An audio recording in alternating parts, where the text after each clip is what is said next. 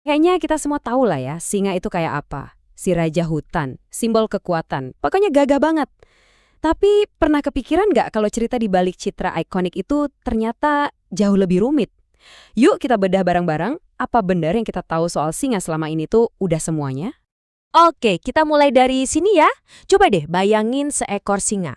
Langsung aja, gambar apa yang pertama kali muncul di kepala Anda?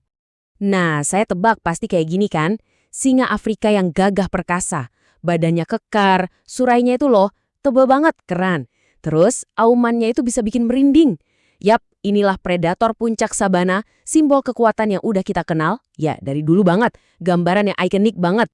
Tapi, ceritanya nggak cuma sampai di situ. Ternyata, gambaran yang barusan kita bayangin itu baru setengah dari cerita lengkapnya. Jadi pertanyaannya gini, apa benar singa yang sering kita lihat di film itu satu-satunya jenis singa yang ada? Siap-siap kaget ya sama jawabannya. Jawabannya, ternyata enggak. Jauh banget dari sabana Afrika, di tengah hutan gir di India, hidup sepupunya yang udah lama seakan terlupakan. Singa Asia. Bayangin, rumahnya bukan padang rumput luas, tapi hutan kering yang rimbun. Beda banget kan sama yang kita bayangin?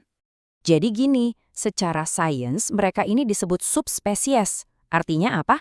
Ya, nenek moyangnya sih sama, Panthera leo. Tapi karena udah kepisah ratusan ribu tahun, yang satu di Afrika, yang satu di Asia, mereka jadi berevolusi dengan cara yang beda. Ibaratnya kayak saudara kembar yang tumbuh di lingkungan yang totally berbeda, jadinya punya sifat dan penampilan yang beda juga. Perbedaan lingkungan ini akhirnya ngebentuk gaya hidup yang beda banget. Kalau singa Afrika kan kita tahu ya hidupnya rame-rame, kawanannya besar di sabana yang luas. Nah, saudaranya yang di Asia ini lebih suka menyendiri. Jantannya sering sendirian dan kawanannya kecil, cuma beberapa betina. Ini tuh adaptasi yang cerdas banget buat berburu di hutan yang padat. Kalau kita lihat fisiknya, bedanya makin kelihatan nih. Singa Afrika badannya lebih bongsor, suranya lebih tebel, mungkin buat pamer kekuatan di padang terbuka kali ya. Kalau singa Asia, suranya lebih tipis, jadi telinganya kelihatan jelas. Terus, lihat deh, ada lipatan kulit khas di perutnya. Bahkan makanannya aja beda ya. Iya iyalah tergantung apa yang ada di sekitar mereka kan. Oke, jadi sekarang kita tahu ada dua jenis singa. Keren kan? Eits, tapi tunggu dulu, kejutannya belum selesai. Ada satu lagi kebiasaan singa yang bakal bikin kita mikir ulang semua yang kita tahu tentang mereka.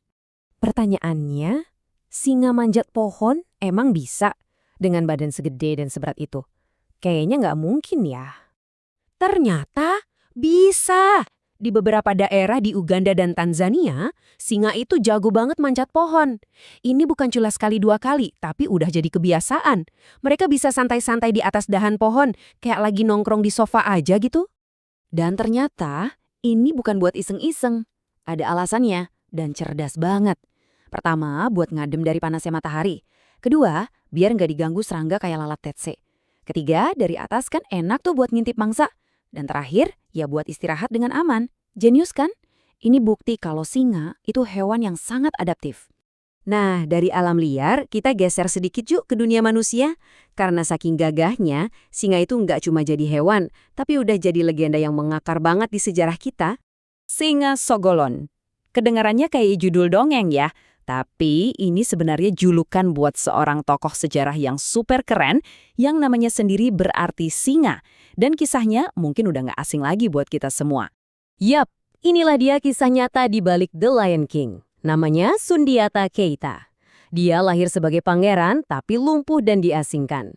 Tapi dengan perjuangan yang luar biasa, dia bangkit, mengalahkan raja jahat, dan menyatukan bangsanya buat mendirikan kekaisaran Mali yang legendaris.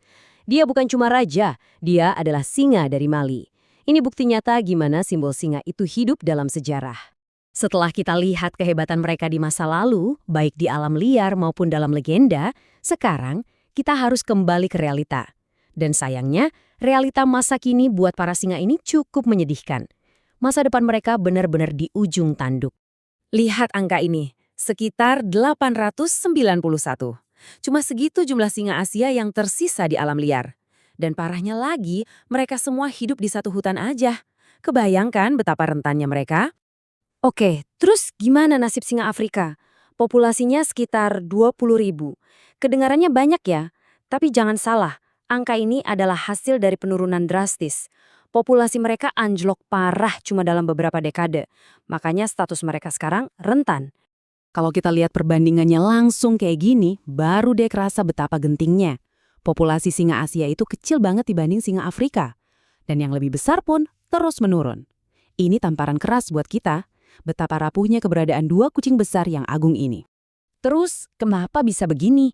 Penyebabnya, ya hal-hal yang sayangnya udah sering kita dengar. Habitat mereka makin sempit karena pembangunan.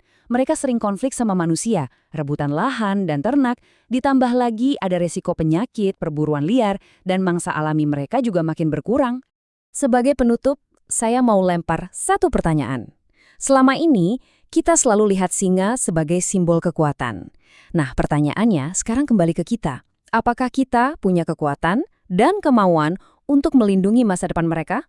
Atau kita cuma bakal diam aja, nontonin auman sang raja hutan pelan-pelan hilang selamanya?